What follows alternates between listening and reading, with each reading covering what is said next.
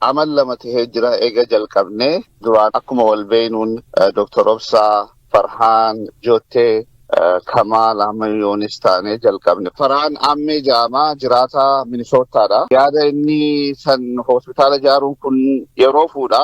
Meeshaa maaliif hin galchine jee ka yaada kana fidee warra faranjoota Project Cure jaamu headquarteriin isaanii Colorado jiraata. Hojiin isaanii hospitaala Ameerikaa jirurraa meeshaa fuudhanii biyya biraatiif kannan jechuudha. Deemnee yeroo duraatiif hospitaala jahaa laalle Lagga 8 Najjoo torbaanuma dabree kana keessa Hirna Asaboot seenee jira. Gaara Mul'ata seenee jira. Baddannoo seenee jira.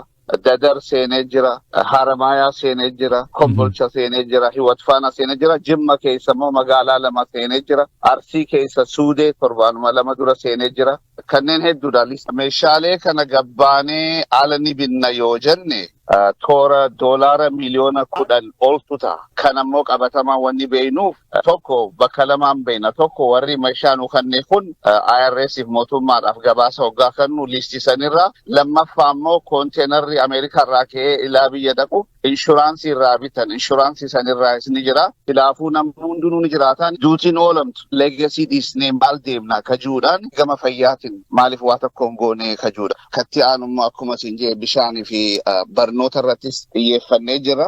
Aga nagayaa fi fayyaa qabnu tajaajila hawaasummaa irratti itti fufnaa jechuudha. Hospitaala laallaa hawaasa reach out goona. Hospitaala yookaan buufata fayyaa san takka takkaan seennee irrina maal qabaa, rakkoon isaa maali, nam meeqaa tajaajilama, maal baraaruu qabna ka jiru eega assessment goone deebinee booda san keessa laallee hawaasatti gad deebinee ammas rakkoon isaa kana akkamii arganii jennaan hawaasni logistics san nu dhiheessa maallaqa Project Cure immoo based on the assessment konteenara san reedii godhan jechuudha. Maayirratti waan inni jiru ummata keenya beelawee nu nyaachise ofiisaa osoo baratiin nu barsiiseef ummata kana tajaajilu jechuun is a blessing. Rabbi na dandeessee humna nu kanneen ummatuma kana tajaajiluun ummata Oromoo qofaa miti sabaa fi sablammoota tajaajilamu hospitaala san keessa garuu ummata Oromoo specifically osoo nyaatiin nu nyaachise osoo baratiin nu barsiise isa deebinee tajaajilu jechuun kan Rabbiitiin jaa. Gara miliyoona 60 oliidha. Meeshaan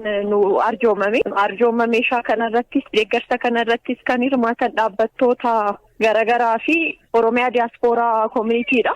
Dhaabbattoota kana maqaadhaan ibsuudhaaf kanneen akka Project Cure, Lammif Development and Organization, Islamic Relief kunniin dhaabbattoota gahee olaanaa qabanidha. Kireewwan elektirooniksii, sireewwan kutaa ICU, ventilator machine, raadiyaan warmer kan kutaa daa'immaniidhaaf kan oolu, patient monitor kanneen dhukkubsataa ittiin monitor godhamu jechuudha. Naannoonni oksijiinii faa kanneen akkana wiilcharoota garagaraa baay'eedha. Baay'ee nu gargaaruu danda'a. Siin dura kutaa ciibsanii yaaluu keessatti sireewwan muraasa qabna tureeyyuu. Amma garuu siree gahaa waan arganneef dhukkubsattoonni keenya ciibsanii yaalamuudhaaf baay'ee mijataa isaanii ta'ara. Ventilator maashinii kan dhukkubsattoota arganitu irratti rakkoo qaban akka arganan kan gargaaru ventilator maashinii kan jedhamu algaa walii waan nu ergameef kutaa dhukkuba cimaa kana functional goonee riifarii adda addaa baay'ee nuti hir'isaa jechuudha. Kanarraa kan ka'e hawaasni keenya qarshii baay'ee baasurraallee ni hafaa jechuudha.